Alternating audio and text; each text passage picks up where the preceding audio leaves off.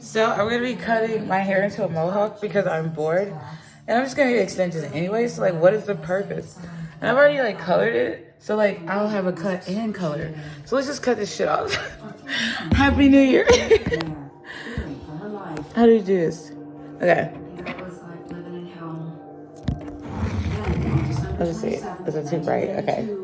Detectives finally got a huge break in the case. It began that day when I came into work.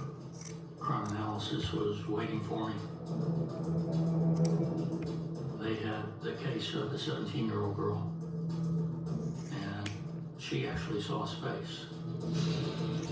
The girl had incredibly fought off the police, and her positive ID finally broke the case. Now I gotta shave it.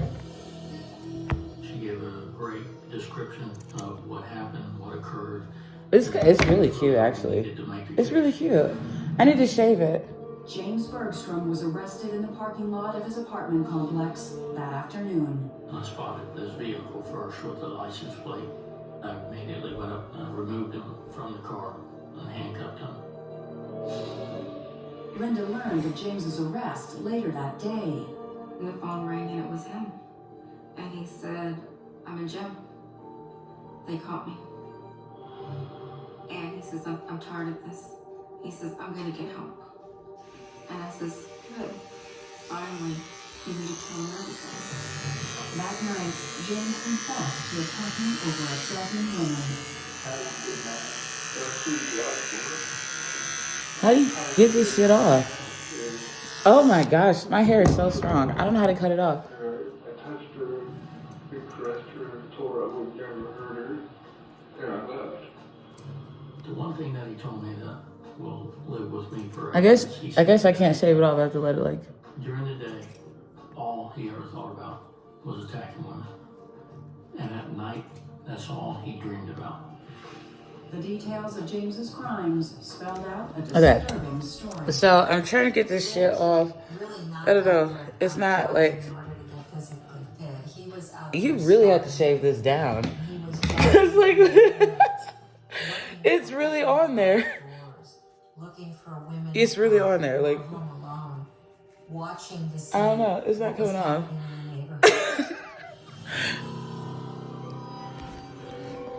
You have to understand, rape and sexual assault are two of the most underreported crimes there are. Yep, because nobody do that about it. There could be 50, 60, there could be hundreds. And unfortunately, I don't even think James knows. Oh, this is going to be so cute. It's one of the biggest already cases cute of serial now. rape and sexual assault the Houston PD had ever seen. And everyone agreed that I need a Linda comb. deserved enormous credit for putting James behind bars. If she had maintained her silence, if she hadn't come forward, I don't know how long it would have been before he was caught and stopped. Because she elected to stay and because she elected to reach out to law enforcement, we were able to stop James before he did become the most prolific serial rapist in the nation. James Bergstrom was indicted on 13 counts of aggravated sexual assault and robbery. After pleading guilty to multiple charges, he was sentenced on September 30th, 1992.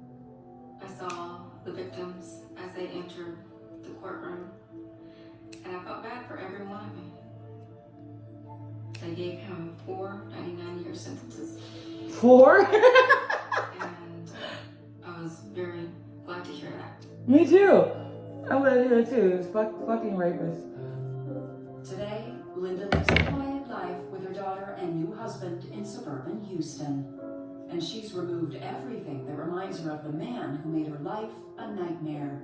I need a fucking comb. Got rid of every picture we own, every spoon, every piece of furniture. I wanted nothing to be reminded of this person. It took me a long time to trust anybody. Probably wouldn't trust the person next door. But after so many years, life is looking up for Linda. Today I feel very comfortable. I'm very happy. Before my life was in hell, and today I can say I'm in heaven.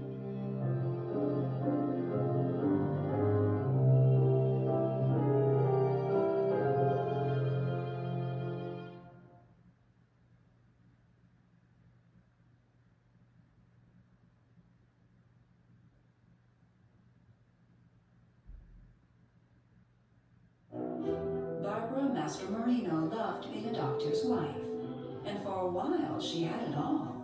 Life to everyone who saw us was picture perfect. Barbara and Michael were like the Barbie and Ken. But when the good doctor's buried secrets suddenly surfaced, It was shockingly callous in its disregard for the sanctity of human remains. There was blood and entrails all over the place. the gruesome truth shattered Barbara's life and shocked the world. I couldn't stop shaking. It's almost like he had no soul. When it comes to love and marriage, things aren't always as they seem.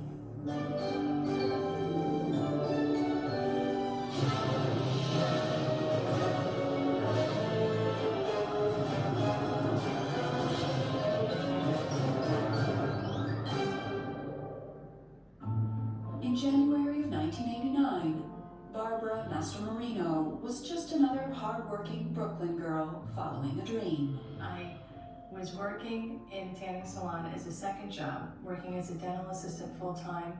Barbara was always the popular one, the go-getter, the smart one of the family. The only thing that Barbara was missing was a boyfriend. Until one day when a handsome dental student named Michael strolled into the tanning salon. He was just a strong, silent, gorgeous guy. Big. I was like a kiddie schoolgirl, is what I was. Michael was definitely athletic, intelligent, had a slight bit of arrogance to him. You know, he knew who he was. A few weeks after they met, Barbara had a first date with Michael. And from then on, she was smitten. Michael actually, as we began to date, told his friends that I belonged with him. I was just over the top, you know, just like I found my Mr. Wonderful. 3 years after they met, Barbara married her Mr. Wonderful in a Catholic church in Brooklyn. It was a beautiful, classy affair, a Sunday afternoon, close family. It was the people that mattered to us. Barbara's dream wedding went off without a hitch, save for one slight snag. When I went to go light the candle in church, it didn't light. I didn't really think much of it. I kind of laughed it off. But the day itself, besides that one little glitch, was absolutely a dream. A few months later, Barbara put her own career ambitions aside to focus on Michael's. He was aspiring to be a craniofacial surgeon, and I wanted to be able to take care of him. He worked so hard. 4 years later, Michael had reached his dream. And as his oral surgery practice grew, so did the couple's bank account. By the time their 2 sons came along, Barbara and Michael seemed to have it all. For them, it was a storybook romance of football star becomes doctor, he meets my beautiful sister and has beautiful children, beautiful houses, anything they want. But life for the couple wasn't always smooth sailing. By the fall of 2005, Barbara and Michael had been married 13 years. And like any marriage that lasts, they'd weathered some serious storms. But one day, Barbara got a phone call that was more like a hurricane. Michael had called me from his office, whispering and kind of very tense. He said, "Barb, the authorities are here and they're searching my office. They're confiscating my equipment." And I was like, "Well, why?" I watched the news on that particular day.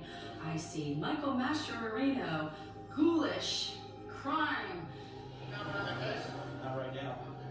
And I said, what the heck is going on here? Michael was being accused of one of the most bizarre and gruesome crimes of the decade. My mom got the call that Michael is going to be arrested and he's going to have to answer for what he did. They're saying all these things about him, and I didn't know what to believe.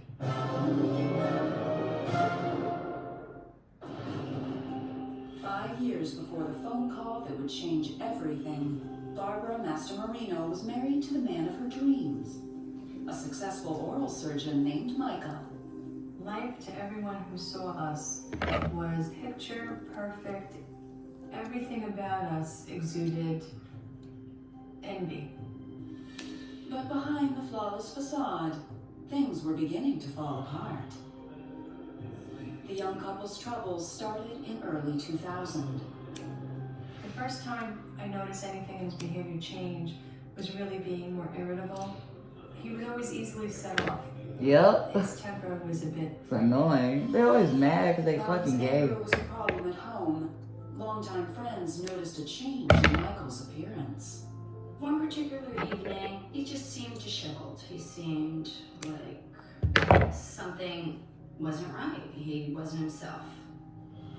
When Barbara brought up her concerns, her husband had an easy answer.